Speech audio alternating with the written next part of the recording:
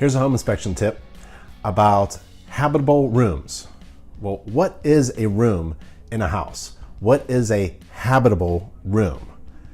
A habitable room has a floor area of at least 70 square feet. That's 6.5 square meters.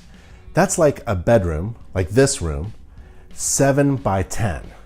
So a habitable room must be at least 7 feet in any direction. If the dimension is 6 feet, it's not a habitable room. The exception is a kitchen.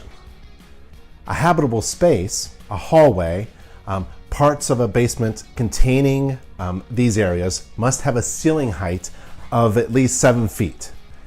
Bathrooms, toilet rooms, and laundry rooms must have a ceiling height of at least 6 feet 8 inches.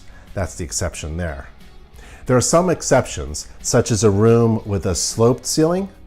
That has to be at least 5 feet high. Or in a basement where there's beams or ductwork that contains a habitable space, that needs to be at least 6 foot 4 inches. So that's your InterNACHI home inspection tip about habitable rooms.